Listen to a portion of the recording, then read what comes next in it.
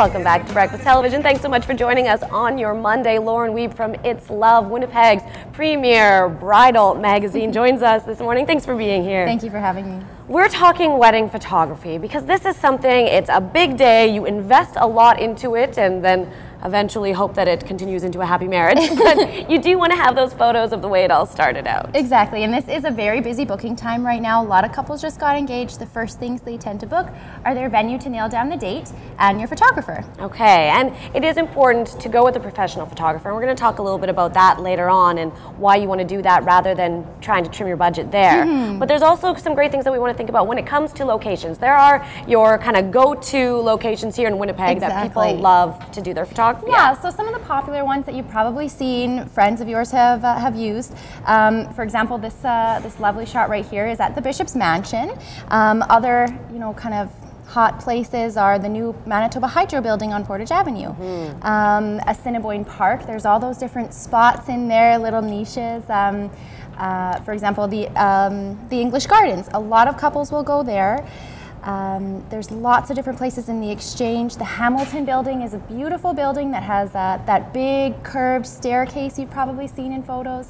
So there are some top places like that those couples are your staples. will. You always, on a summer day in Winnipeg, no matter what, you are going to see a bunch of brides and bridesmaids running through the Exchange district. Exactly. For sure. You go to the Ledge, you're covered in weddings. That's right. And I mean, while there are some gorgeous outdoor spaces, you did mention some indoor ones as well. It's important to do both. Exactly. In case of rain, you're going to need to go somewhere, or if the wedding isn't in that peak season, it's not necessarily warm, you're going to want to go inside somewhere. So there are lots of different places that you can rent, and just so you know, the majority of indoor locations, you likely will have to pay a fine.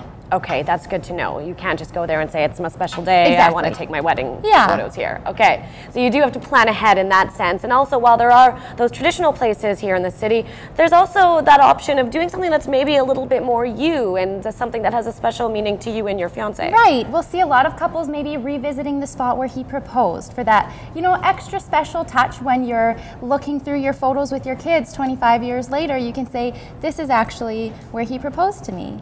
Or tie in something personal about the two of you. My husband and I are both musicians, so we actually took photos at the Centennial Concert Hall. And so that kind of tied that in. We felt very at home there. And I think it's just kind of a nice personal touch to the photos. That's right. Something that's special to you that maybe not everybody else would think of, and it's going to give you some unique photos. Speaking of the actual photo process, it's not a bad idea to shot list things, to go in with a plan, basically. Exactly. Every photographer will have a set list of things that they like to take.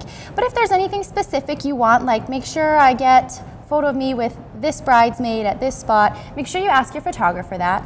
And then when it comes to family photos, you're probably going to want to make a list of different family members that you want in different photos to make it easier, because sometimes it's bringing those people in, getting them off of the couch wherever they're sitting, and getting away the from photo the bar. taken. Exactly. So you might want to actually invest in a wedding planner for that, or even just asking a friend, here's the list of people, can you call their names, get them so we can just get this done. That's right. Have one of your bridesmaids as sort of your wrangler of family and talent, and discuss things like props. Do you want to have a parasol? Make sure somebody is going to have one for you, so that you're not scrambling. Anything you want to do, you got to make sure that somebody's there to take care of it, because on your wedding day, you don't want to have to worry about things like that. No stress. We don't want to stress, and that's also, having a professional photographer will alleviate some of the stresses that could arise, and we're going to talk to Jeremy Hebert from Jeremy Hebert Photography a little bit more about that coming up on BT. Thanks so much, Lauren. Thank you. Stay with us. Taking a short break.